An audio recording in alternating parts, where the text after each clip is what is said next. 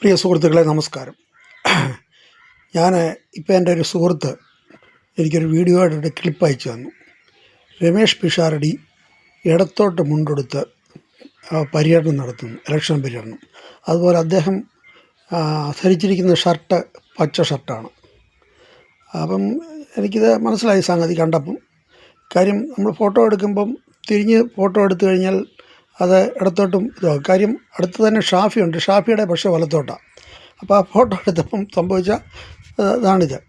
അത് അങ്ങനെ ചെയ്ത് മനഃപൂർവ്വമായിട്ട് ഒരു ചേരിതിരിവ് ഉണ്ടാക്കാനായിട്ടാണ് ഈ വീഡിയോ ഇട്ട് ശ്രമിച്ചത്.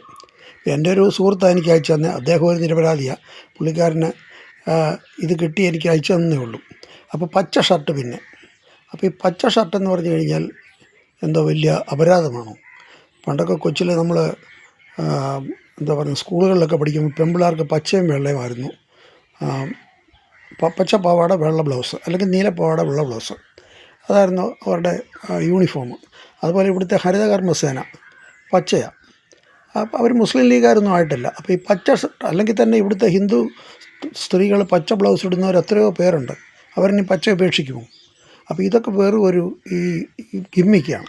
എന്തുമെങ്കിലും എന്താ പറയുക, യുക്തിപരമായ കാര്യം പറഞ്ഞ് അതിന് എതിർക്കുന്നതിന് പകരം ഇങ്ങനെയുള്ള ചില ഡിമ്മിക്കുകളൊക്കെ ഇട്ട് ഈ ഒരു സ്ഥാനാർത്ഥിയെ ആക്ഷേപിക്കാനൊക്കെ നോക്കുന്നത് വളരെ മോശമാണ്. ഇത് എന്ന് പറഞ്ഞാൽ ഇന്നലെ പാലക്കാട്ട് രമേഷ് പിഷാരടിയെ തടയാനായിട്ട് കുറച്ച് BJP പ്രവർത്തകർ ശ്രമിച്ചു. അപ്പോൾ അവർക്ക് അതിൻ്റെ ക്ഷീണം തീർക്കാനായിട്ട് ഇട്ട ഒരു ക്യാപ്സ്യൂളായത് മാർക്സിസ്റ്റ് പാർട്ടിക്കാരുടെ കൂട്ട് എന്നാണ് എൻ്റെ ഒരു അഭിപ്രായം. ഏതായാലും ഇങ്ങനെയുള്ളതൊക്കെ കാര്യങ്ങൾ വളരെ ശ്രദ്ധിച്ച് വേണം ആൾക്കാർ കൈകാര്യം ചെയ്യാൻ എന്ന് പറഞ്ഞുകൊണ്ട് ഉപസംഹരിക്കുന്നു. നന്ദി, നമസ്കാരം, ജയ് ഹിന്ദ്.